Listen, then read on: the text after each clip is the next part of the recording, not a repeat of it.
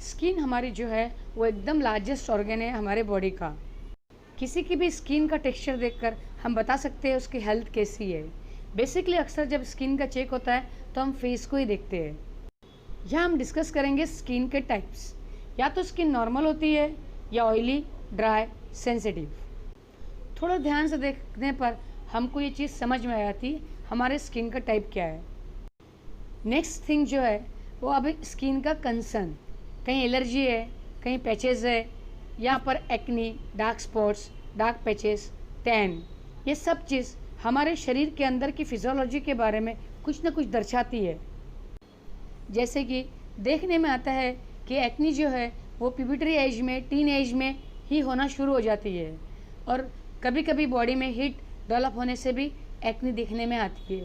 ये फेस पे भी होती है, पीठ पे भी होती है, और कुछ अत्यधिक टॉक्सिसिटी रही तो ये इनर थाइस और बटक्स पे भी दिखती है।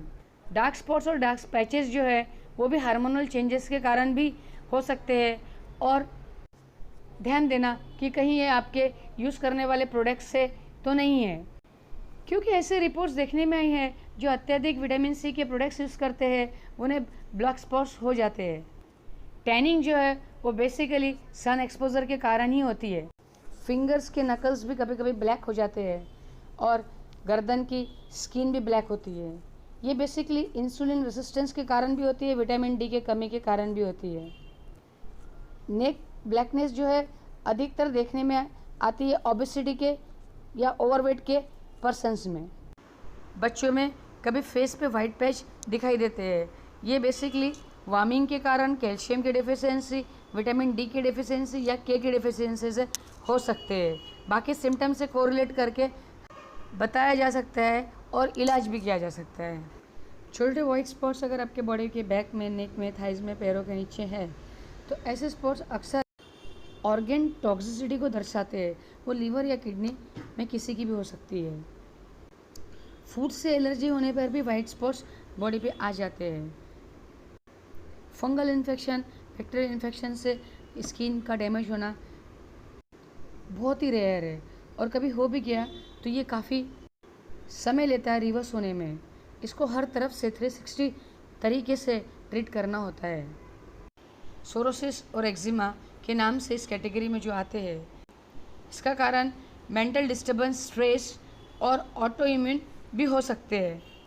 बस यहाँ हमें यही विश्वास चाहिए कि हमारे जो भी स्किन ये अब हम डिस्कस करते हैं कुछ health advices based on traditional wisdom और साइंटिफिक नॉलेज कि किस तरह विंटर में हम हमारे स्किन की केयर करें। हम सब जानते हैं विंटर में एक ठंडी हवा चलती है जिसके कारण से हमारी स्किन ड्राई और इरिटेशन महसूस करती है। ऐसे में हमें सबसे पहले जो ध्यान रखना चाहिए वो है हाइड्रेशन का, internal hydration as well as external hydration. Internal hydration की अगर मैं बात करूँ तो हमें एक अनुपात मात्रा में वाटर का इंटेक करना चाहिए। हमें इन दिनों में प्यास भी कम लगती है तो हमें ध्यान रखते हुए पानी का सेवन करना चाहिए। मॉइस्चर की जब बात आती है तो हमें यूज़ करना चाहिए बॉडी लोशंस, क्रीम्स जो कि कम से कम केमिकल की और नेचुरल हो। ज़्यादा अगर आपको ड्राइनेस महसूस होता है तो आप वेट स्किन के ऊपर बॉडी लोशन लगाइए, इससे अच्छा बेनिफिट होता है। अपना मॉइस्चराइज सिलेक्ट करते समय ख्याल रखिए कि वो कम फ्रेग्रेंस वाला रहे, केमिकल फ्री रहे और हर्बल बेस्ड रहे, ना कि कंपनी का नाम हर्बल रहे। स्किन हेल्दी के लिए विंटर में हमें कंज्यूम करना चाहिए न्यूट्रिशन में फैट्स में भी ओमेगा 3 फैटी एसिड एक इम्पॉर्टेंट रोल प्ले करता है। यह हमें मिलता है फ्लैक्सीड से और वॉलनट से। इसमें आप इंक्लूड कर सकते हो अगर नॉनवेज कंज्यूम करते हो तो फिश, और हमें कंज्यूम करना चाहिए एंटीऑक्सीडेंट रिच फूड। इसमें हम इंक्लूड कर सकते हैं फ्रूट्स एंड वेजिटेबल जो विंटर में काफ़ी अच्छे मिलते हैं।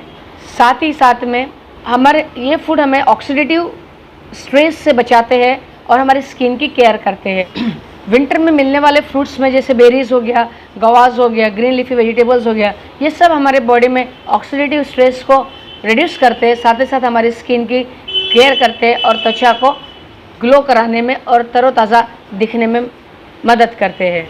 विंटर में चूँकि सूरज की रोशनी काफ़ी कम महसूस होती है और ठंड रहने की वजह से हमें अच्छी लगती है तो हम प्रोटेक्शन डाल देते हैं।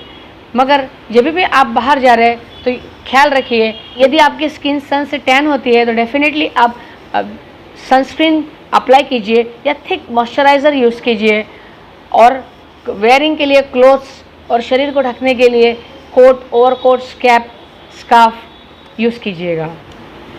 जिस तरह हम डाइट से ऑक्सीडेटिव स्ट्रेस बचाते हैं, उसी तरह हम मेंटल स्ट्रेस को भी बैलेंस करना चाहिए। इसके लिए हमें करना चाहिए योगा, मेडिटेशन। फूड में और भी हम ऐड कर सकते हैं, जैसे कि हर्बल टी और एलोवेरा या हनी। ये all type skin, all type persons पे जाते हैं। इनमें भी एक एंटीऑक्सीडेंट प्रॉपर्टीज़ होती है। प्रोटेक्ट कीजिए सेल्फ को फ्रॉम नेगेटिव थॉट्स, और साथ ही साथ में एक अच्छी नींद भी हमें हेल्प करेगी स्किन रिपेयर और जनरेशन के लिए। तो ये सिंपल टिप्स को फॉलो करके आप अपनी स्किन को रख सकते हैं हेल्दी, और हेल्दी स्किन हेल्दी बॉडी दर्शाती है। Thank you.